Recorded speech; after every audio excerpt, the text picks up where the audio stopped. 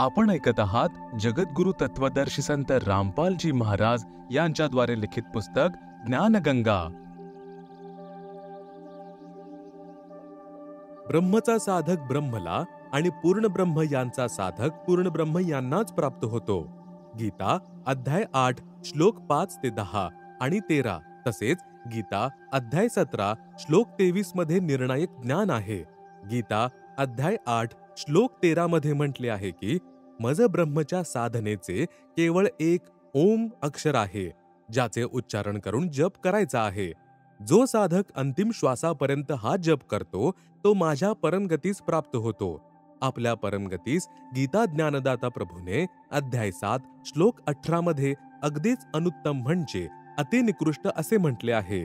गीता अध्याय 17 श्लोक 23 मध्ये म्हटले आहे की पूर्ण परमात्मा यांच्या प्राप्तीसाठी केवळ 3 मंत्र ओम तत् सत यांचा जप करण्याचाच निर्देश केलेला आहे, ज्यामध्ये ओम हा जप ब्रह्मचा, तत् हे सांकेतिक आहे जो परब्रह्मचा जप आहे, आणि सत हे देखील सांकेतिक आहे जो पूर्ण ब्रह्म यांचा जप आहे।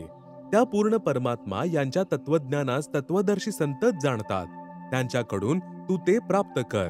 मी म्हणजे गीता ज्ञानदाता क्षरपुरुष जाणत नाही। गीता अध्याय 8 श्लोक 6 मध्ये म्हटले आहे की हे विधान आहे की अंतसमयी साधक ज्या प्रभूचा नामजप करत शरीराचा त्याग करतो तो त्या प्रभूलाच प्राप्त होतो। गीता अध्याय 8 श्लोक 5 ते 7 मध्ये म्हटले आहे की जो अंतसमयी माझे स्मरण करत शरीराचा त्याग करतो तो माझ्या म्हणजे ब्रह्म काल भावामध्ये भावित होऊन राहतो। नंतर जेव्हा तो मनुष्य जन्म घेतो तेव्हा तो साधक त्याची साधना ब्रह्म पासूनच प्रारंभ करतो, त्याचा स्वभाव तसाच होऊन जातो। याचे प्रमाण गीता अध्याय 16-17 मध्ये आहे की जो साधक पूर्व जन्मांमध्ये जशी साधना करत आला असेल पुढील जन्मी देखील स्वभावानुसार तशीच साधना तो करतो। गीता अध्याय 8 श्लोक 7 मध्ये म्हटले आहे की सर्व समयी माझे स्मरण कर आणि युद्धही कर, निस्संदेह मलाच प्राप्त होशील। गीता अध्याय 8 श्लोक 8 ते 10 मध्ये स्पष्ट केलेले आहे की जो साधक अनन्य मनाने परमेश्वर यांच्या नावाचा जप करतो तो नेहमी त्यालाच स्मरण करणारा परम दिव्यम पुरुष याती, त्या परम दिव्य पुरुष अर्थात पूर्ण ब्रह्म परमेश्वराला प्राप्त होतो।